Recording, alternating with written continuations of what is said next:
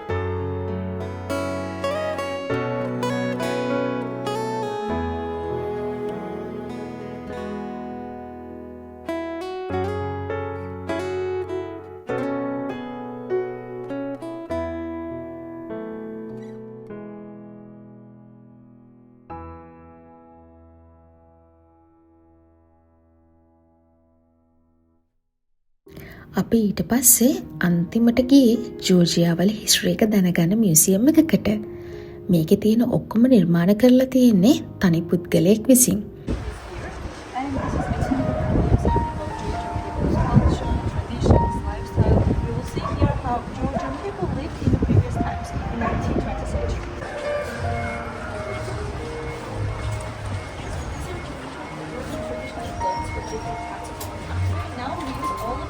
Georgian dances for traditional dance.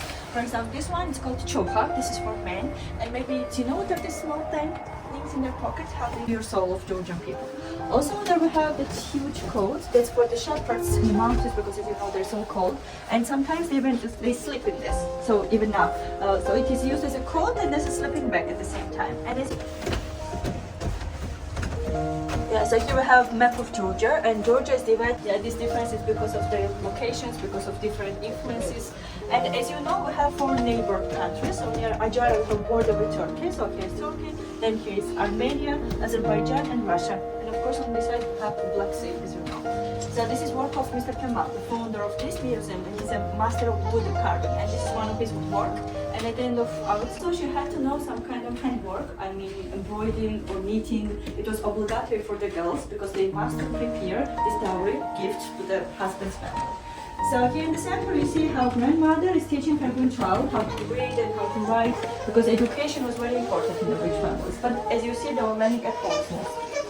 So here is head of the family. Man was a warrior, so that's why on the wall we have weapons. All of these are the real ones. For example, these 2 guns were used at war between Russia and Ottoman Empire in 1877-78. Ajara was part of Ottoman Empire for 300 years, and after this war, it became part of Russian Empire then. We also have this horn, the real one, which is used as a vessel for drinking wine in Georgia.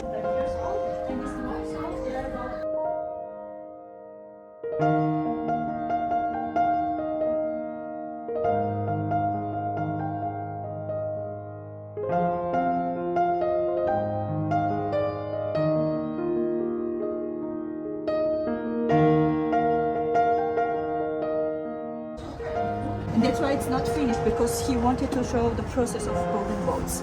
These are old ones. We brought them from another place here. You see that long wooden thing? So here on the photo as well, this is butter maker. So you have to pour inside milk. They were shaking it and they were making butter this way. But in Nigeria, we don't have very big house. They are so small. This horse like we have the big curtains here, saddles as you see. But they saddle for men, and this one here is a saddle for women. So here we have bird, as you see, which is original. It was built in 1910, as it's written there, and brought it from another place here. And it was used as a fridge, because inside, under the ground, there was a big hole, and they were keeping inside of it different products, like fruits or vegetables or meat and so on. The product which must be kept in a cool place, because ground is all cold. But this kind of building still now we use in the villages. And on the second floor inside, we keep their corn, sometimes other kind of cereals as well, but mostly corn because there's a wind and it keeps dry corn. So that's why we have it on the second floor. And I